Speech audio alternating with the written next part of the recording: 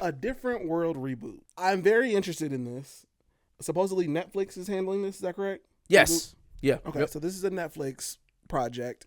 The first thing I really want to tackle head on is, in the world, especially of 2025, where projects about HBCUs are either the Kiki Palmer Asian HBCU story that we just talked about a few weeks ago, or the only other thing I can really think about is Dear White People, which is also on Netflix, which was okay, but I feel like doesn't really give the accurate representation of what I guess I was expecting in an HBCU. So if we're talking to Netflix directly, what needs to happen in this A Different World reboot to really give what it is that we're looking for out of the show? So I'll take us back to Bel-Air. We'll bring this full circle here in a second. I'll take us back to Bel-Air and what we wanted to see in a modernized continuation story.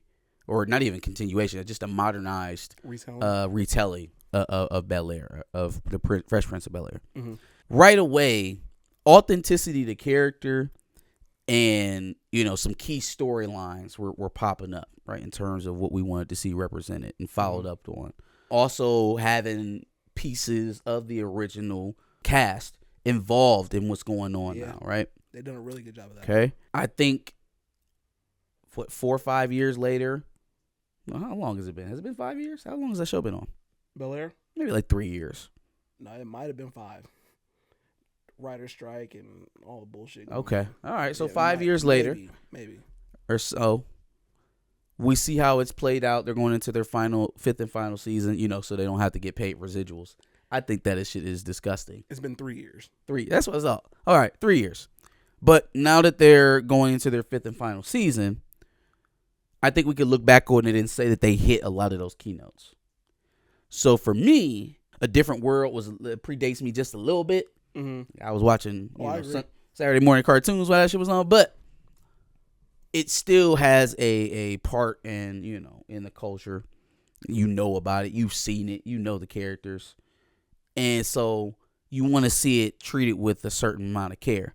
I think the person that they got to write and direct is a great choice. Felicia Pride.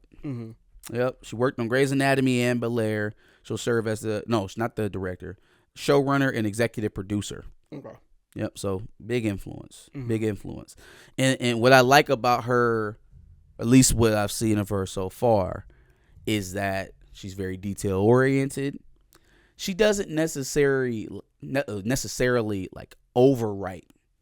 I think a lot of the times you can see some of those back and forths being organic between Will and Carlton or Jeffrey and Phil, right? Like she's not penning every single word for them. You can tell when a writer is putting his foot in the actor's mouth. That's what I expect to see.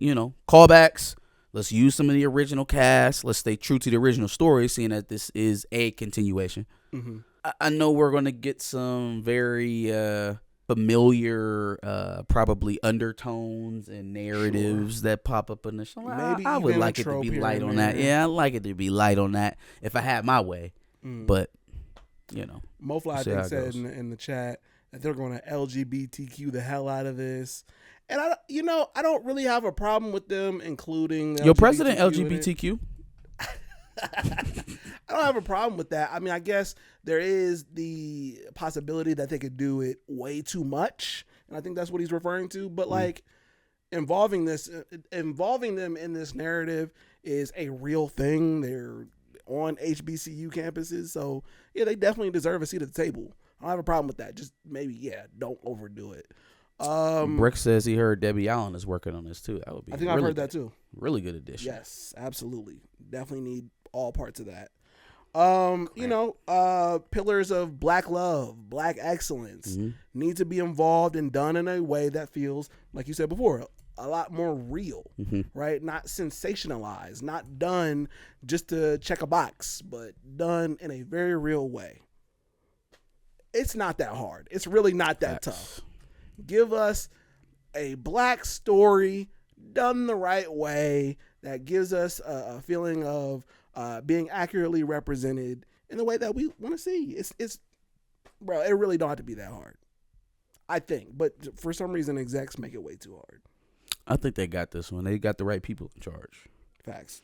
Got the right people in charge. So I think this is in good hands. I agree.